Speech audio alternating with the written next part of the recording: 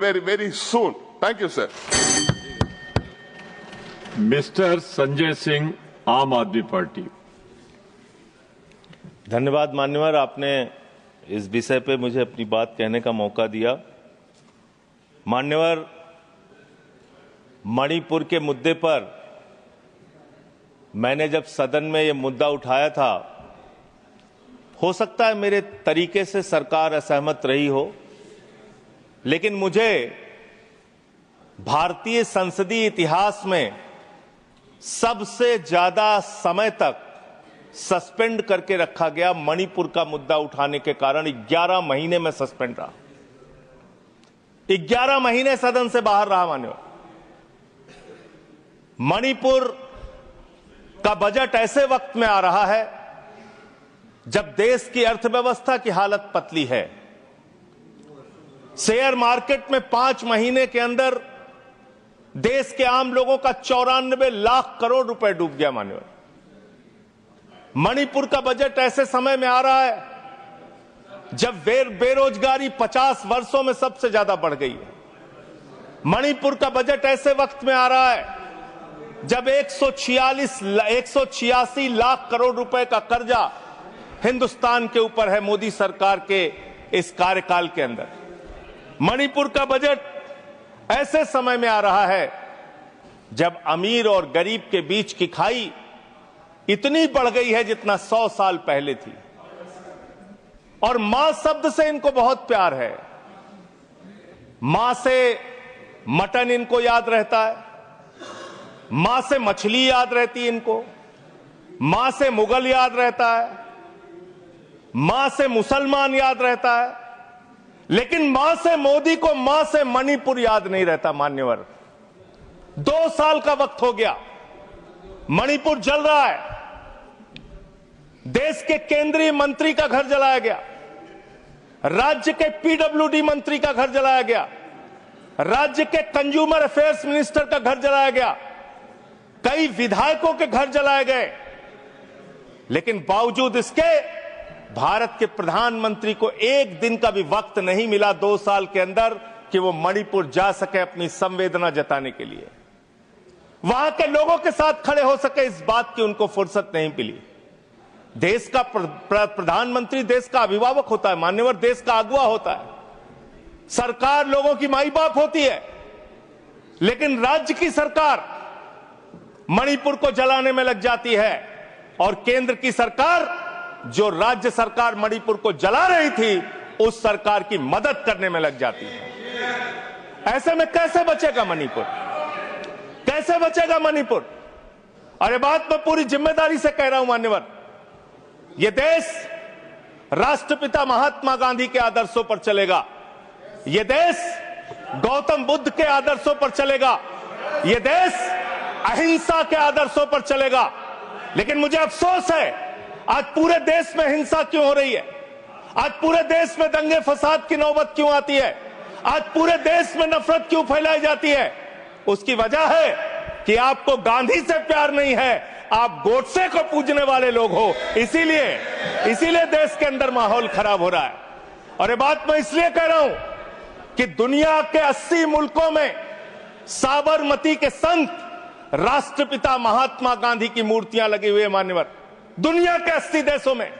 लेकिन इसी संसद के प्रांगण में राष्ट्रपिता महात्मा गांधी की जो मूर्ति मुख्य स्थान पर लगी थी, उसको आपने कोने में कर दिया, क्योंकि आपको तो गोडसे की पूजा करनी है, आपको तो हिंसा फैलाना है देश में, आपको नफरत फैलाने का काम करना है। और जो ऑडियो की चर्चा टीएमसी की सांसद कर रही थी, शायद वो अपनी बात पूरी नहीं कर पाई। वो बहुत ही गंभीर ऑडियो है मान्यवर, उसकी जांच होनी चाहिए, और उसकी जांच में अगर सत्यता पाई जाती है तो उस चीफ मिनिस्टर के खिलाफ उसको गिरफ्तार करके उसकी कार्रवाई होनी चाहिए, क्योंकि वो बहुत ही गंभीर है। वायर नाम की एक न्यूज वेबसाइट है, उसने वो ऑडियो जारी किया जिसमें मुख्यमंत्री कह रहा है, मेरे पास देश के गृह मंत्री अमित शाह का फोन आया। अमित शाह कहते हैं, बीरेन सिंह तुम बम मारता है, बीरेन सिंह तुम बम मारता है, चुपके से मारा करो। ये देश के गृह मंत्री और राज्य के मुख्यमंत्री के बीच की, देश के गृह मंत्री और राज्य के मुख्यमंत्री के बीच की चर्चा है। और ये ऑडियो सार्वजनिक होना चाहिए, इस ऑडियो की जांच होनी चाहिए, इस ऑडियो का पता लगना चाहिए कि वो जो मुख्यमंत्री बोल रहा था बीरेंद्र सिंह, वो सच बोल रहा था या गलत बोल रहा था। पूरे देश को इसका पता लगना चाहिए। मान्यवर उस ऑडियो की जांच होनी चाहिए। मान्यवर, आप बजट की बात कर रहे हैं, मणिपुर के लिए आपने क्या किया? मान्यवर, राज्य सरकार को, केंद्र सरकार की जो राज्य सरकार को, मैं माननीय सदस्य, आपने जो कुछ भी कहा है उसे ऑथेंटिकेट करिएगा। ये ऑडियो सार्वजनिक है सर, ये ऑडियो सार्वजनिक है, इसको दिखा देंगे। सर, आपने ऐसा राज्य जो आज बदहाली में है, जहां पे लगभग 300 लोगों की जान जा चुकी है, 60,000 लोग बेघर हो चुके हैं, उस राज्य में जहां पे 5,000 घर जलाए गए लोगों को, उस राज्य में जहां पर 386 धार्मिक स्थान, जिसमें मंदिर है, चर्च है, मस्जिद है, तमाम धार्मिक स्थानों को जलाने का काम किया गया। आज उस राज्य को मदद देने की बात आती है, जब जो राज्य बाढ़ से प्रभावित रहा, जहां 18,000 लोग बाढ़ से प्रभावित हुए, 24,000 घर बाढ़ में बुरी तरीके से तहस नहस हो गए, 1.88 लाख लोग उस पूरे बाढ़ में उसकी चपेट में आए। मान्यवर, ऐसे राज्य को जब मदद देने की बात आती है तो मुझे बहुत अफसोस के साथ कहना पड़ता है, आपने बजट में जो बढ़ोतरी की है, 34,899 करोड़ का बजट 2024-25 में था, और उस बजट को रिवाइज किया आपने, बजट को कर दिया 32,656 करोड़ रुपए। और फिर उसी बजट को जब आप 25-26 में लेके आ रहे हैं तो मात्र 5.5% आपने बढ़ाया और उसको करके 35,103 करोड़ रुपए का बजट आपने किया। ये आपके मणिपुर के प्रति आपकी धारणा है, आपकी योजना है। आपने सेंट्रल केंद्र सरकार के द्वारा जो स्कीम चलाई जाती है, उसमें आपने मणिपुर के साथ कितना भेदभाव किया है, उसकी एक तस्वीर आपके सामने रखूंगा। प्रधानमंत्री आवास योजना में 72% पैसा आपने कटौती किया, आयुष्मान भारत योजना में 78% पैसा आपने कटौती किया, ओबीसी स्कॉलरशिप में 58% पैसा आपने कटौती किया, राष्ट्रीय ग्राम स्वराज अभियान में 42% पैसा आपने कटौती किया, प्रधानमंत्री गरीब कल्याण अन्न योजना में 60% पैसा आपने कटौती किया, राष्ट्रीय कृषि विकास योजना में 20% पैसा आपने कटौती किया, बेटी बचाओ बेटी पढ़ाओ अभियान में उस राज्य के अंदर जहां पे महिलाओं के साथ रेप की घटनाएं हुई, बलात्कार की घटनाएं हुई, उस राज्य के अंदर जहां एक कारगिल योद्धा की पत्नी को निवस्त करके घुमाया गया, उस राज्य में बेटी बचाओ बेटी पढ़ाओ के नाम पे आपने 49% बजट में कटौती करने का काम किया। वहां पर आंगनबाड़ी सेंटर्स में 93% बजट में कटौती करने का काम किया। आपने शेल्टर जो वहां पे बनाने थे लोगों के लिए, उसमें 73% बजट में कटौती किया। शक्ति सदन सामर्थ्य योजना में 60% आपने बजट में कटौती किया। साक्षी निवास सामर्थ्य योजना में 81% बजट में कटौती किया। ये आपकी सेंट्रल स्कीम है जो आपने राज्य सरकार के साथ भेदभाव किया और वहां पे कटौती करने का काम किया। क्यों ऐसा कर रहे हो आप? आपने मणिपुर को 2 साल तक जलाया। आप देश भर में नफरत फैलाने का काम करते हैं। आपका ध्यान देश की अर्थव्यवस्था पे नहीं, देश की बेरोजगारी पे नहीं, किसानों पे नहीं, महंगाई पर नहीं। आप दिन रात औरंगजेब औरंगजेब औरंगजेब औरंगजेब, जनता कह रही है कट गई जेब कट गई जेब कट गई जेब, लोगों की जेब कट रही है, आप औरंगजेब औरंगजेब औरंगजेब चिल्ला रहे हैं। अरे हिंदुस्तान की चिंता करो, हिंदुस्तान की चिंता करो। राष्ट्रपिता महात्मा गांधी की चिंता करो, गोडसे के रास्ते पर मत चलो। गोडसे के रास्ते से ये देश आगे नहीं बढ़ेगा, गांधी के आदर्शों पर ये देश आगे बढ़ेगा। आपको तो गांधी की मूर्ति से भी परहेज है, आपने उसको भी हटाने का काम किया।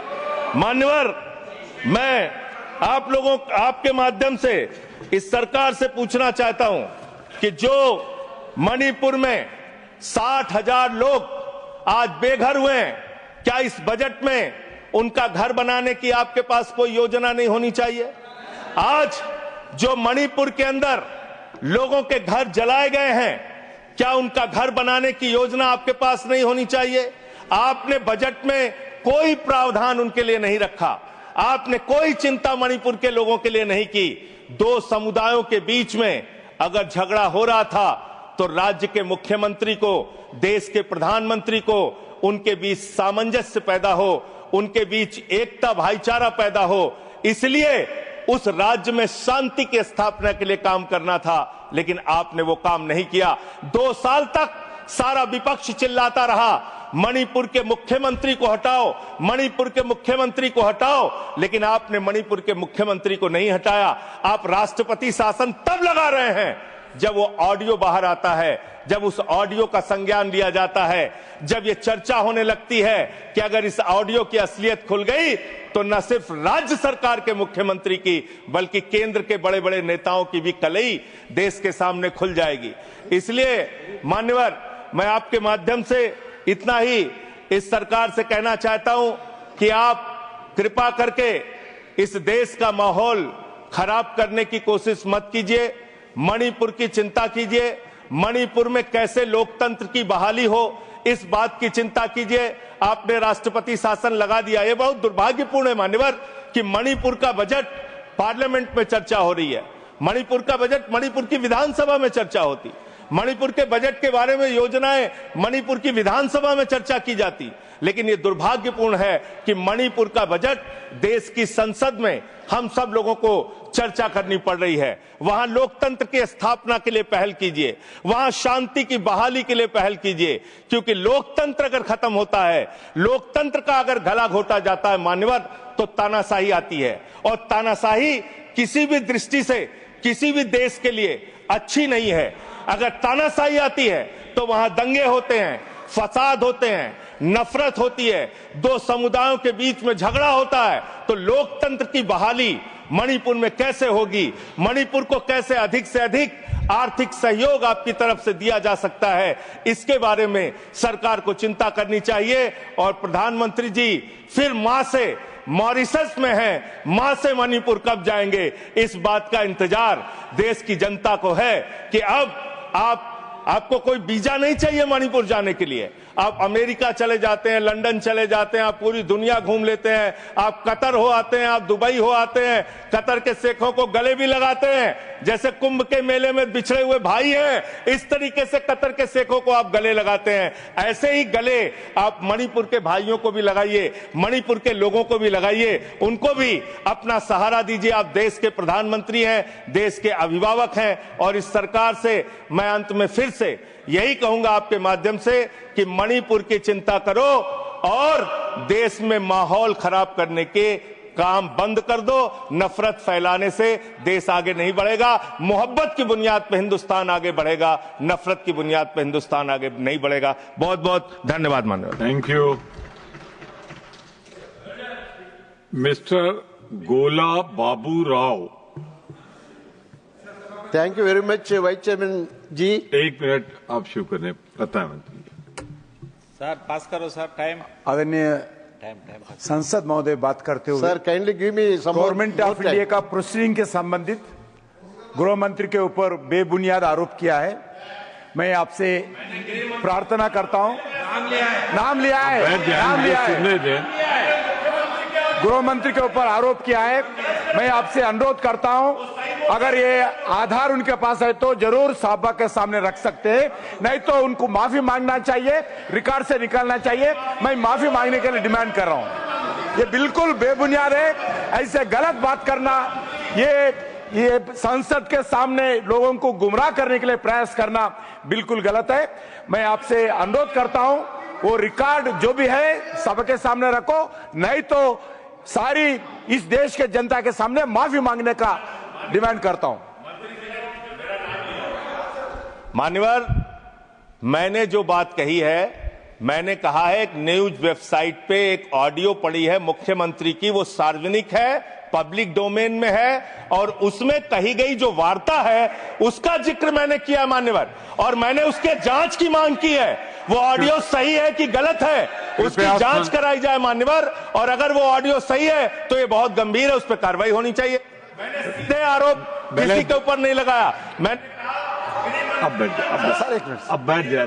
अच्छा नहीं लगता, अच्छा नहीं लगता। सर मैं आग्रह करूंगा, माननीय मंत्री जी अपना स्थान ग्रहण करें। माननीय मंत्री जी स्थान ग्रहण करें। मिस्टर संजय सिंह, आप अपना स्थान ग्रहण करें। आपको जो कहना था कह।